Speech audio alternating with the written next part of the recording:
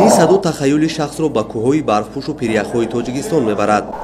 در مؤسسه دولتی آثارخانه ملی تاجیکستان بخشیده به تشبس‌های بین المللی پیشوای ملت محترم امامعلی رحمان اوید به آب و اقلیم تالار دائم عمل کننده تحت عنوان تشبس‌های جهانی جمهوری تاجیکستان در ساحه آب و حفظ پیریخ‌ها افتتاح گردید. تالار نمایشی امکان فراهم می‌آورد که همه روزه مهمانان و سیاحان داخل و خارج از آن دیدن نموده از منبع‌های آبی و پیریخ‌های تاجیکستان آگاه گردند. در این تالار وابسته به 5 تشبس جانب تاجیکستان اوید به آب و حفظ پیریخ‌ها معلومات‌های ضروری پیشنهاد تماشابینان گردانده شده است.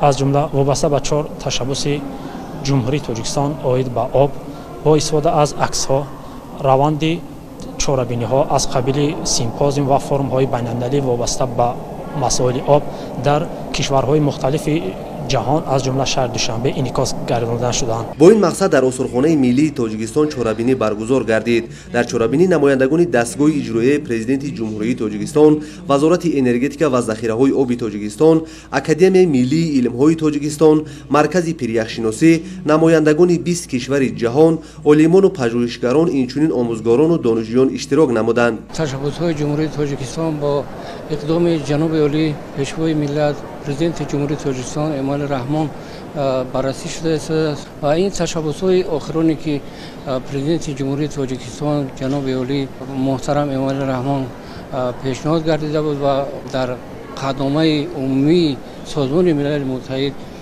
قبول گردیده بود. شروع از سال 2000 تا این جانب با تشبس اساسگذار صلح و وحدت ملی پیشوای ملت پرزیدنت جمهوری تاجیکستان محترم امامعلی رحمان وابسته به حل مسائل آب از جانب اسامبله ژنرالی سازمان ملل متحد با جانبداری اکثریت دولت‌های جهان 5 قرارداد مهم قبول گردیده است. از جمله سال 2003 سال بین المللی آب تازه، سال 2005 2015 10 ساله بین المللی عمل آب برای حیات، سال 2013 سال بین المللی همکاری در ساحه آب، سالهای 2018 2028 10 ساله بین المللی عمل آب برای رشد استوار و سال 2025 سال بین المللی حفظ پیریخ‌ها می باشد. تاکید گردید که در نتیجه تلاش‌های پیوسته حکومت جمهوری تاجیکستان در دوران صاحب استقلالی مسائل مربوط به آب در سیاست جهانی جایگاه مهم را اشغال نموده، تشبس‌های بین المللی اوید به حل مسائل آب و پیریخ از جانب جامعه جهانی دستگیری گردیدند که این واقعا هم از نفوذ اعتبار جهانی داشته کشور محبوب ما شهادت می‌دهد.